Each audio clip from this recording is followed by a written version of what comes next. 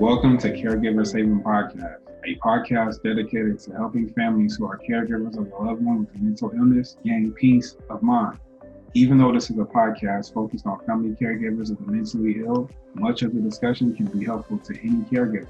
Your host is Sandra, your caregiver nurse consultant who, as a family caregiver, shares her passion for helping others and her lived experiences as a caregiver to provide education, support, and resources to other families. Sandra is a registered nurse and many of her guests are healthcare professionals. However, this is not a professional podcast, nor will be associated with any mental health counseling or medical doctor. Please seek help with a professional provider if needed.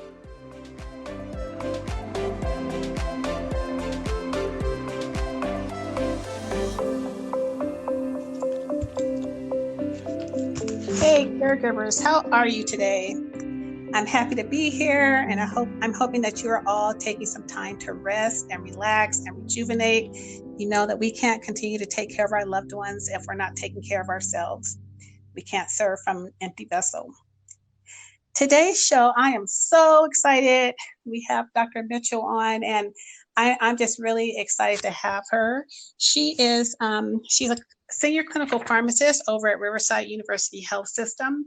She's also the residency director and an adjunct assistant clinical professor over at University of the Pacific, the Thomas J. Long School of Pharmacy and Health Services. She's a graduate of the University of Texas at Austin with her bachelor's in chemistry, followed by her PharmD from the University of the Pacific, Thomas J. Long School of Pharmacy and Health Services. She completed her first year residency and pharmacy practice at New York Harbor VA Medical Center in New York before completing her second year residency as psychiatric pharmacist at the VA down in San Diego.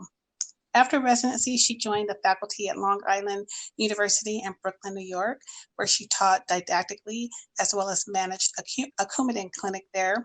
And she rounded on the mental health floor as well as the geriatric floor, all while precepting pharmacy students. She now practices at the Riverside University Health System Medical Center as a senior clinical pharmacist, where she has worked with the county's mentally ill for over 10 years, both at the medical center and at the mental health facility. She is the residency program director for RUHS at the second year residents of the psychiatric pharmacy program. And additionally, she precepts students from a variety of colleges, as well as first year and second year residents. Welcome, Dr. Mitchell. Thank you for joining us. Thank you for having me. I'm so excited. So for all of you caregivers out there, I met Dr. Mitchell I think it was back in February. And it's interesting because I'm a registered nurse. I was working at RUHS before I retired for almost 30 years, but I had never met her. But it's because she's mostly over at the I was mostly in the neonatal ICU, which is a little closed, little environment, so I didn't see a whole lot of people. And then I was working over in the IT department, so we never really crossed paths, but I was excited to meet her. And where I met her was our family advocacy program here at the county for the mentally ill has, throughout the year, they have a Meet the Pharmacist, Meet the Doctor, and Meet the Therapist for family caregivers and for family support. And I think NAMI and a couple of other places do it. And it's really, really cool because the families can actually ask the pharmacist face-to-face questions, or the doctor or the therapist, whoever's there. And it's really helpful for them. And so I asked her to be on this program because, you know, when I go to support group or when I'm just talking with other family members, everyone always has questions about the medications. And the medications can be very, very scary. I'm a registered nurse, and some of them are still scary for me, even though I understand pharmacology. But a lot of, so it's even more scary for families who don't understand it. So, Dr. Mitchell, can you kind of start off? There was something that you talked about that I didn't know about. Can you start off with telling us the training for a mental health pharmacist? Absolutely. So as you mentioned about some of my past training, so after we finish our undergrad and go to pharmacy school, we can do a residency. And so your first year of residency is really broad and is just in pharmacy practice alone, where you're kind of seeing all different aspects of pharmacy. And then your second year, typically you specialize. And so I was lucky enough to specialize in psychiatry down at the VA San Diego under quite a big group of board certified psychiatric pharmacists. And so after that, as you mentioned, I kind of have been doing psych services since that point in time for a little over 12 years, and really felt blessed that that's the path that my life was able to take me, because this is absolutely my favorite people to do stuff with. I think they're incredible. I think the meds that we have can really make a difference in somebody's life and get them living back as normal of a life that we can get them to. Oh, thank you. I'm sure all the family members appreciate that. So I don't know if you guys heard, so they're from a regular pharmacy school, there's an extra additional 2 years of training for the mental health pharmacist. And, that was huge to me because mental illness, as scary as it is, but just to know that the pharmacists who are dealing with all these different variety of medications have extra training was that was huge for me and comforting for me too. So a lot of people talk about meds and psych meds and psychotropic meds and mood disorders, and I'm sure it confuses a lot of the family members. So can you kind of let us know the difference between, well, let us know what a psychotropic medication is, and how they Sure. use the term mood stabilizer. Just kind of Absolutely. school us on that. Yeah, absolutely. So, as we break down the medications that we use for patients who are living with mental illness, the general class of medication, so anything that's working on your brain, would be called a psychotropic. So that could even be if you're using, sometimes we use Benadryl to help adjunctly or take along with some of the other medication. It might be calming, or you might be taking it for sleep. That in that realm is considered a psychotropic. So that's the really, really big, broad term. And then when we break that down, we go into some different pathways. So the first group that I think we see a lot of is the antipsychotics. And that considers kind of the old ones, like we hear of Haldol, those are your first generation. And then your second generation are some of the newer agents. Those would be like Abilify or Latuda, Risperidone. Those are things that we're seeing commercials for on a day-to-day basis. And so those medications, historically, when we hear antipsychotic, we think, okay, they're used for psychosis, but they have really broadened what we use them for today. So we might use them for somebody who does have a disorder like schizophrenia and experiencing psychosis, or if you're experiencing psychosis with some of the other disorders like depression or bipolar disorder. But we also use it for patients who maybe aren't getting the full effects from their antidepressant. And so we can add some antipsychotics, specific antipsychotics on for that. It can be used for patients with bipolar disorder. Sometimes we use it for people who are experiencing really bad anxiety. And sometimes we're using it for patients for kind of agitation, some other symptom control. But even though it sounds antipsychotic, we use it for huge reasons.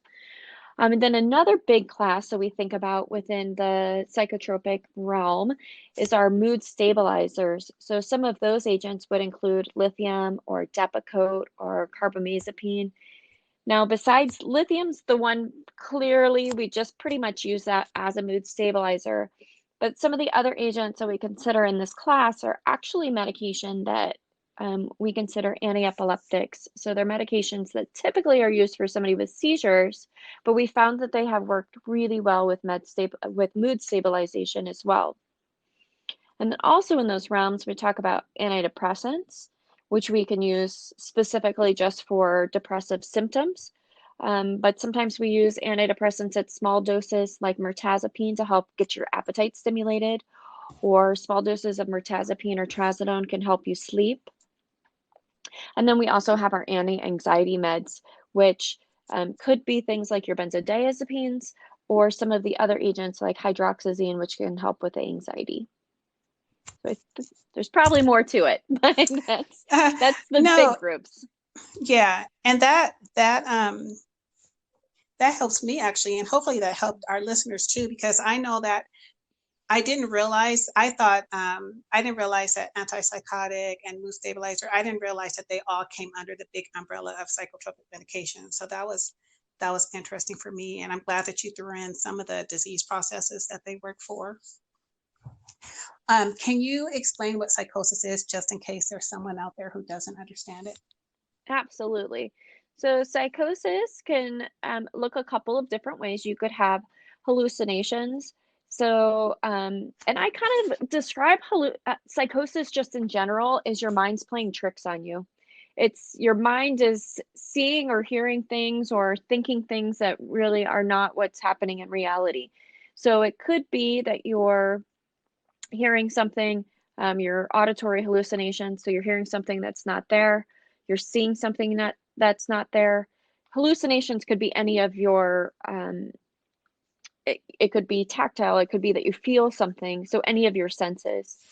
You could also have delusions, and you can also, um, feel like, I don't know, I won the lottery today and I bought $10 million house and that's where I'm going after I leave the hospital, even though that's really just not true.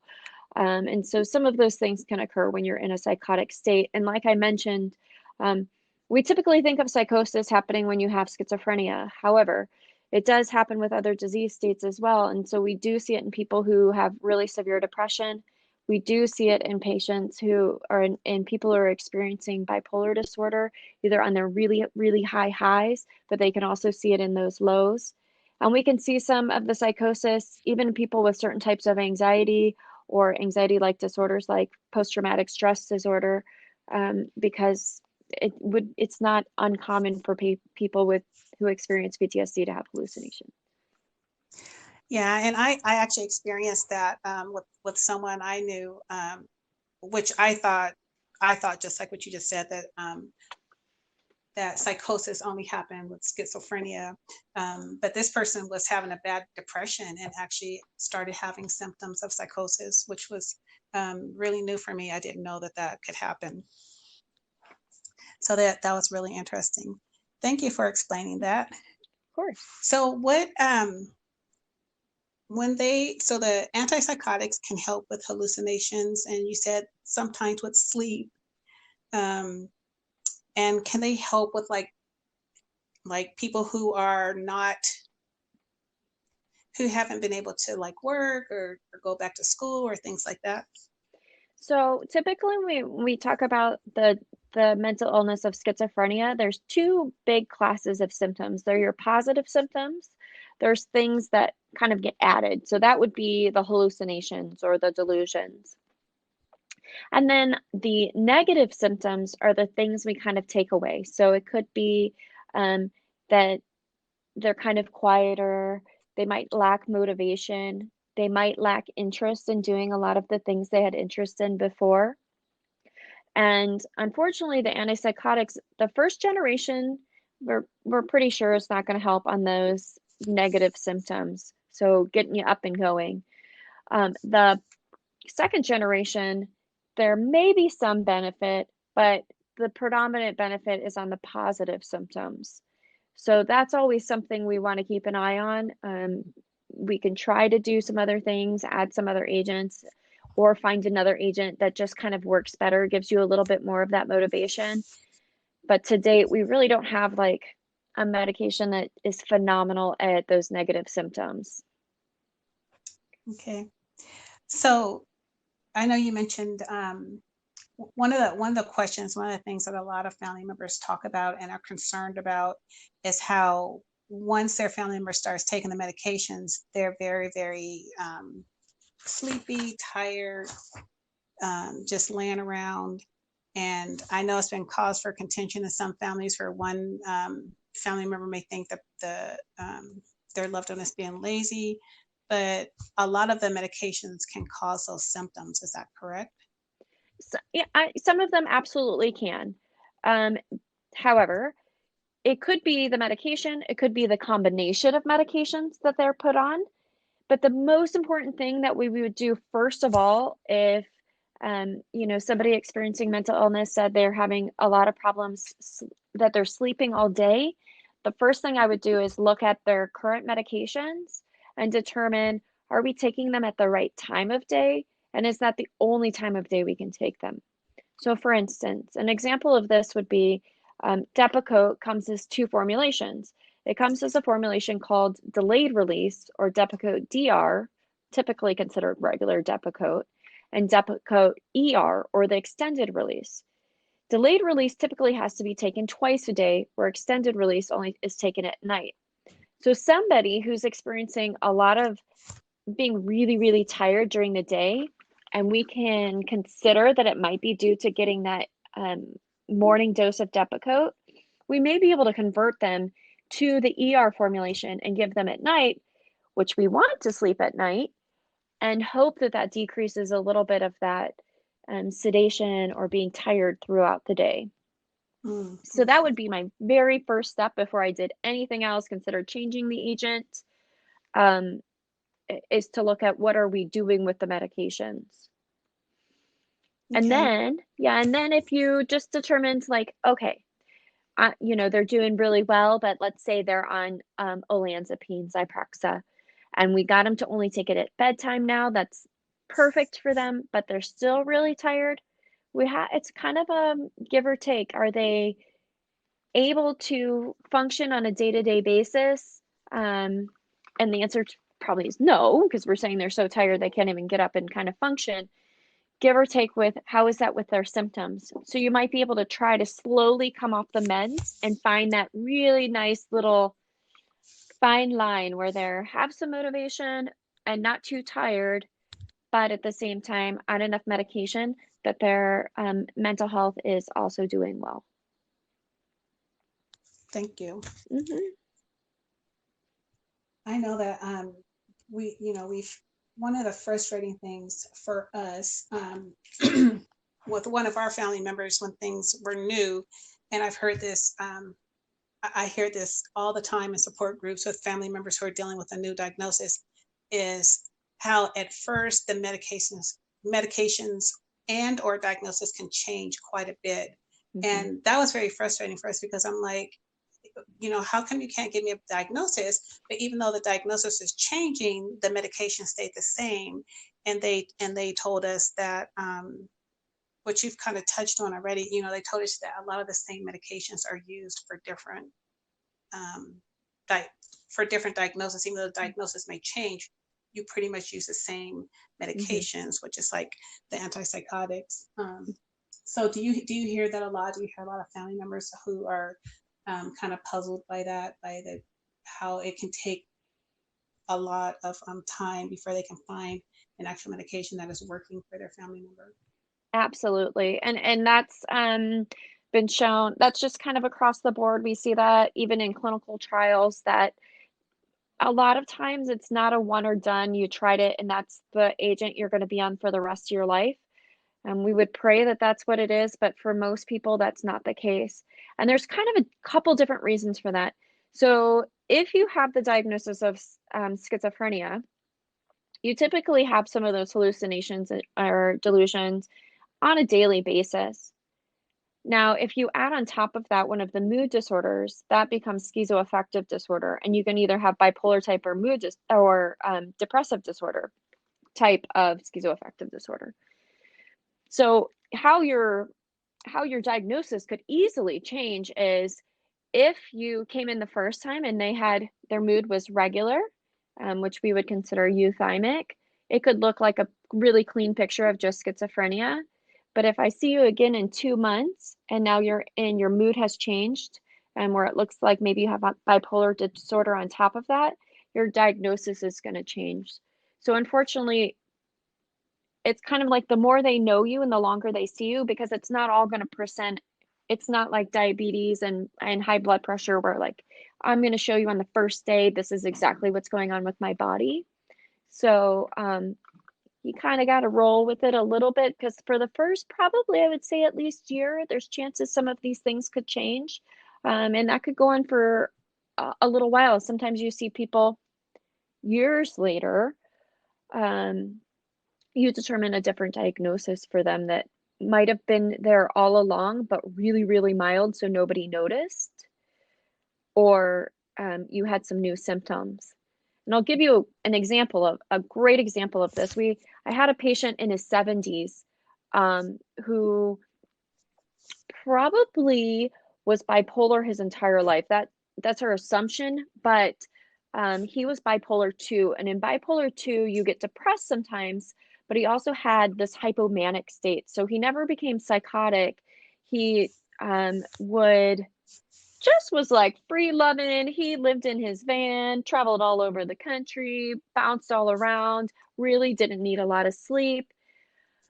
But in his 70s, he got put on an antidepressant, which switched him into full bipolar disorder, bipolar 1. He became manic. So you could see how somebody, and that was his first hospitalization in his 70s. Well, he just was functioning just well enough to go about his day-to-day life, and who knows how different his life would have been if his symptoms had been a little bit better controlled for the rest of his life. So it could happen at any point in time. Yeah, I can see that just from I have several family members with mental illness, so I can see how I'm thinking about, because I have like a wide range of ages, so I can see that happening. I can see how that would be. I could just see how that could happen. Well, and then oh, I'm sorry. But I was just going to say, and I can see how my family member's doctor always encourages us to come to the appointments with them, because they say that that's how, how you're saying that they come in, they present one way this time, and then they come in another time and they present a different way. Whereas a family member may be able to tell you, oh no, they're like this all the time. They just didn't show that to you the first time they came. So they always recommend that we come to the appointments with them and just, let them know what we're seeing or how they're doing. And it gives them a better indication of what's really going on. I can't even tell you how that is probably one of the most important things that can happen. If your loved one will let you come with them and give what we call collateral, oh my goodness, it means more than you know. One thing that's really important about psychosis is it is as true to them as we are speaking right now. That is the voices to them. So if I, as a healthcare provider, ask them, what delusion or is there anything abnormal? First of all, that usually doesn't come out in the first couple of minutes of speaking to the client. But also sometimes people can have delusions that seem pretty darn real or could happen. So you don't really know until a family member says, yeah, that's not at all true. And so you get a sense of what's happening. Or like you said, well, if they do realize that they're hearing or seeing things other people can't, they may not tell you, and they may try to tone it down when they're seeing their prescriber, because they don't want their doses changed or they don't want any additional care. And so I would say the biggest thing that helps is having collateral. If your loved one will let you come in, I can't even tell you how much it means. It means a lot. Yeah, it does. And it's not always the case. They change their minds all the time, but whenever we can, we do go and provide information, and it's been really helpful. One of our loved ones' doctors told us at the very beginning that we were like, how do we deal with this? How do we, we were just so lost. And he said, make sure they take their medications, make sure they see their therapist, make sure they're getting plenty of sleep, and make sure that they have a strong family support. And that's what he talked to us about. He said they need to have family support and providing as calm as an environment as possible. I mean, life in general is not calm, but just, a calm environment as possible. And just making sure that family support is there as much as the loved one will allow. And that's always the hard part. Absolutely.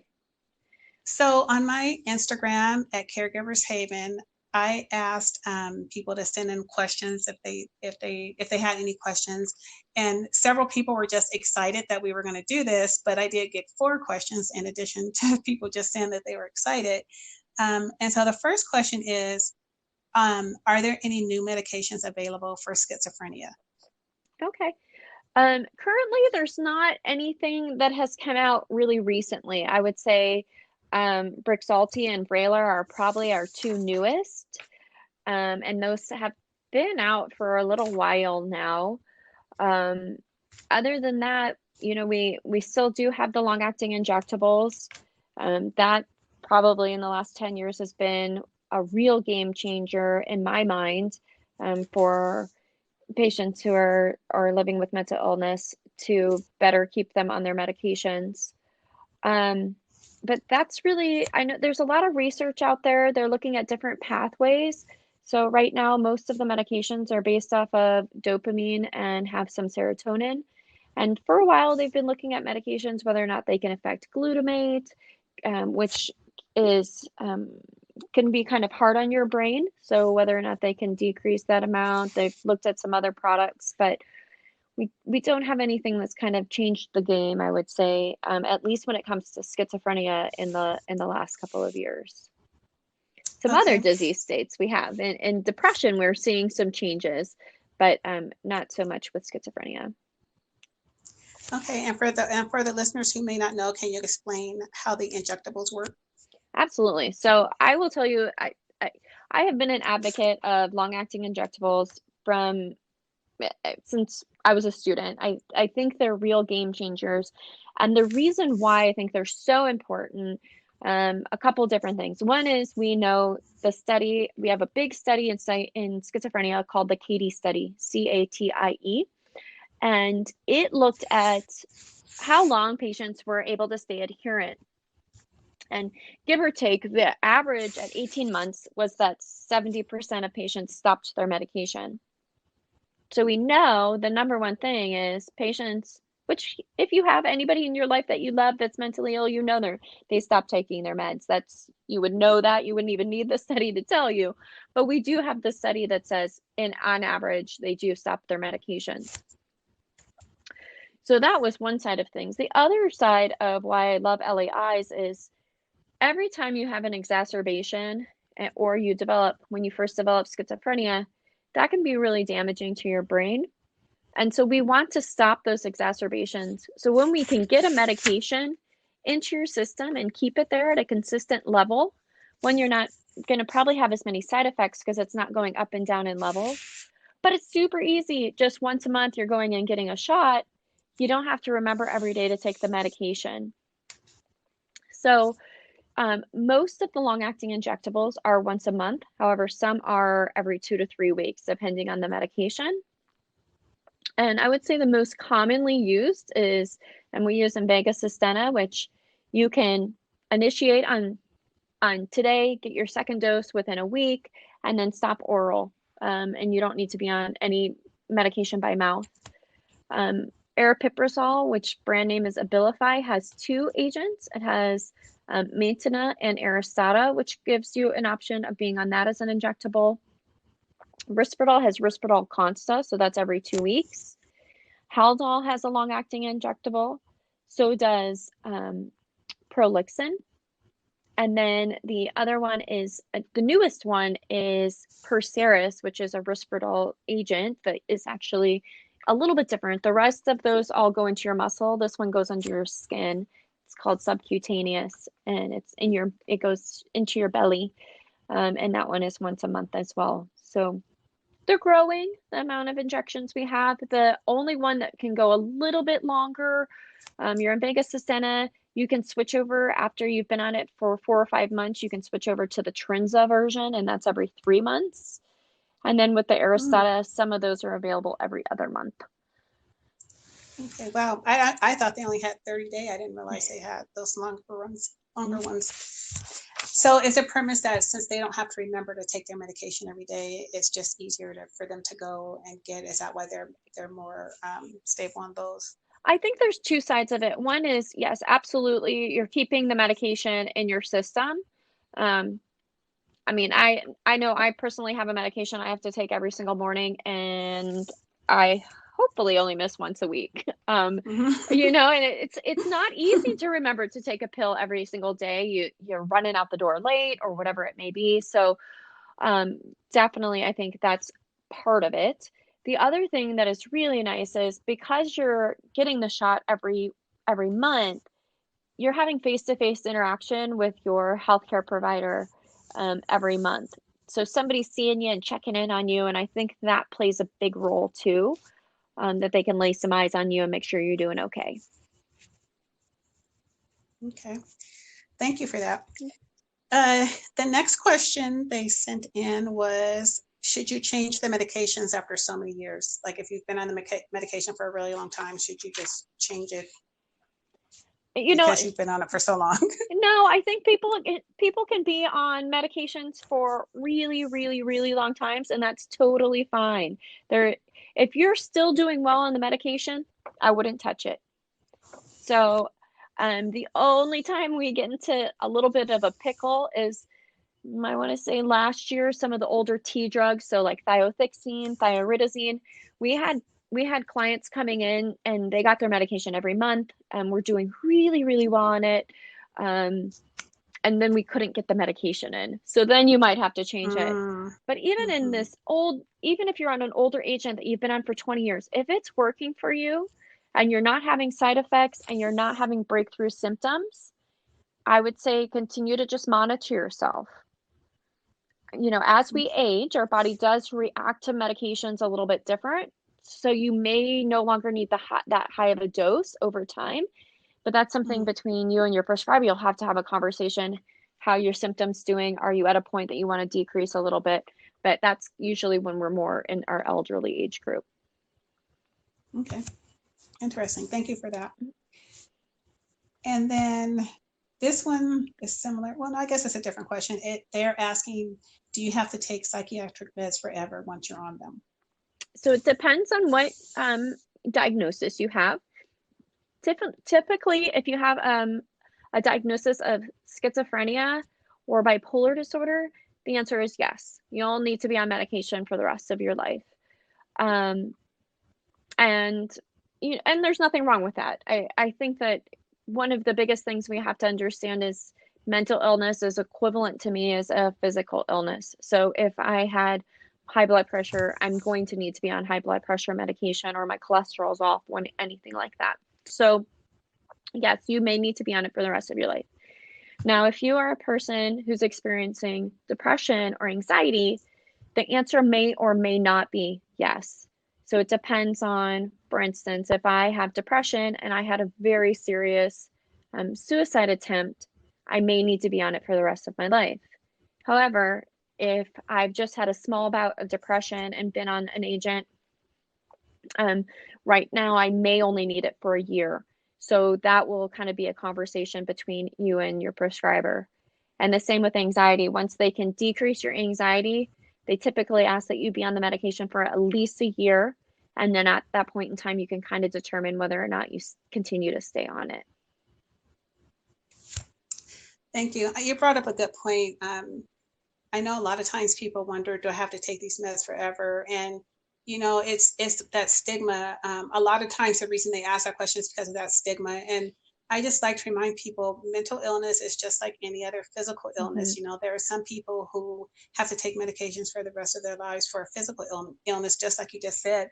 And that's okay. It's a medication that is helping you to live your life as best as you can. And it's okay. It's nothing to be embarrassed about, or it's nothing to worry about. Like, you shouldn't be worrying, oh man, do I have to keep taking this? I just, wish people can be comforted in that it's okay if you have to take it for the rest of your life. Absolutely. The last question that they asked was, are there any medications available that are not benzodiazepines or addictive that treat anxiety and severe insomnia? Okay, so I'm going to break those apart into two different answers. So let's talk about anxiety first. And if we were talking in the realm of just general anxiety disorder, I would say in both of these scenarios, we try not to use benzodiazepines. So we'll just start with that. But if we go down the pathway of anxiety disorder, and we talk about the term general anxiety disorder, if that's your diagnosis, typically we're going to put on a medication that, like an antidepressant, we could put on either an SSRI like paroxetine or Paxil, or Lexapro, which is escitalopram, or the SNRIs like Effexor and duloxetine, which are all FDA approved for GAD, for general anxiety disorder. That usually is initiated in a patient, and then they can hopefully go to some therapy as well. If the anxiety is severe during that period of time, we could put a benzodiazepine on board for 4 to 6 weeks, because it is going to take about 4 to 6 weeks for that anxiety to get a little bit, to decrease and get to a sustainable level. So we could do that, or we could give you another type of agent to kind of help with some breakthrough anxiety, and that would be medications like hydroxyzine, which is called Vistaril.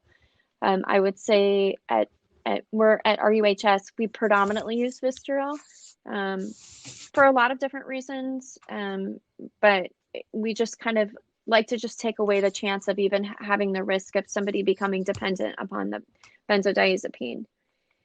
And yeah, and there's other options too within anxiety. So we have Buspar, which is a medication that could be alone or with an antidepressant.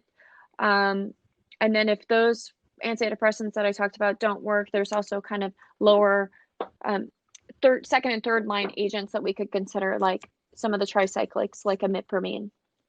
And that's all totally dependent on general anxiety disorder. If you have some of the other anxiety disorders or anxiety-like disorders, then other agents may be appropriate. And then when we talk about severe insomnia, so the first thing we do with insomnia, no matter what, is we do cognitive behavioral therapy for insomnia. So not only are we making sure you have good sleep hygiene, and it's some things I could tell you I'm bad at, like, do you look at your phone before you go to bed? Is your bed a place that you just sleep in and that's it? There's no TV in your room, all of those kind of things. Then that would be the first thing we do, and then do some cognitive behavioral therapy to help to see if that helps with the insomnia. And then we go down the pathway of medications. So some patients may need benzodiazepines. Typically, we don't use those. We can use what we call Z drugs. So those are agents like Ambien, which is Zolpidem, Sonata, Lunesta. So those may be options. There's a new class of medications that works on orexin. So what that does, instead of making you tired, it turns off your wake cycle. So there's that option. And then, like we talked about, there's some of those antidepressants that kind of can make you a little bit tired that we can use too, like mirtazapine or trazodone. If you look at over-the-counter sleep aids, a lot of those have diphenhydramine, which is Benadryl, in it, or something similar called doxalamine. So there's a lot of options for insomnia. But the very first thing, like I said, we want to do is see if we can get you to sleep without any sleep meds. Okay, very good. All right. Well, I cannot believe that our time is almost up. I had like a ton of more questions to ask you, but we've already been gone for 37 minutes. This has been awesome. I really appreciate it, and I'm sure other caregivers out there will appreciate it. So, caregivers, hopefully Dr. Mitchell will come back out and discuss some more things on our podcast with us at a later date. I just really appreciate her time. She's really, really busy. That she works at the mental health facility at RUHS, and RUHS is a county facility. So Riverside County is a big county, and they're really, really busy. So I appreciate it. And so today, what I hope that you have gained out of this is just a better understanding of what psychosis is, and a better understanding of the different types of medication. And for those of you who sent in your questions, thank you for that. Dr. Mitchell answered them really, really well. And if you have more questions, you can send them to me. But I just, when a family member is first diagnosed, one of the biggest causes of stress and fear and anxiety is not understanding the illness and not understanding the medications and how all that works. And so that was my purpose of doing this today. So I'm hoping that it decreased some stress in some of you and helped you, educated you on some of these medications. That was my goal. That was my purpose, because as a caregiver, when we talk about self-care, there is a huge realm of things of self-care. Self-care is not just, getting my nails done or relaxing. That's all a huge part of it. But also a lot of times just understanding, getting educated on the illness or the disease can decrease a lot of your anxiety. And so that was my goal for today. So I hope it helps some of you. And Dr. Mitchell, your information is going to really help a lot of the family members out there. So I really appreciate it. And I appreciate that you felt like this was your calling and that you really enjoy it. Absolutely. Thank you for having me. And if there's more questions, you let me know. I will make time. So. Oh, thank you. That's good to know. I will let the listeners know, and I'll also put that in my Instagram. So thank you. I appreciate it. And yeah, I'll let you know and we can schedule another time. Sounds wonderful. Thanks again. All right. Thank you. Okay. Can everyone please hold for some important announcements, and then I'll be right back.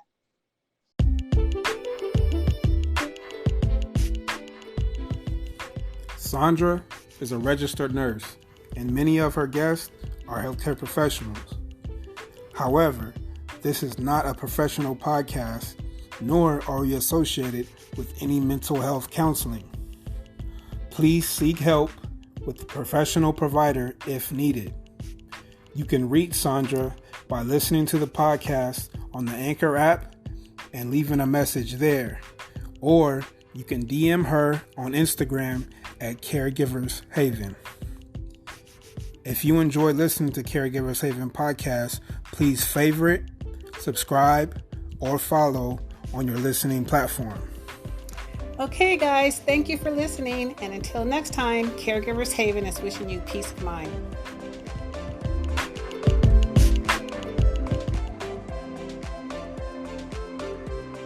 You can find Sandra on Instagram, Facebook, and YouTube at Caregivers Haven. If you enjoyed listening to Caregivers Haven podcast, please share, subscribe, follow, and favorite.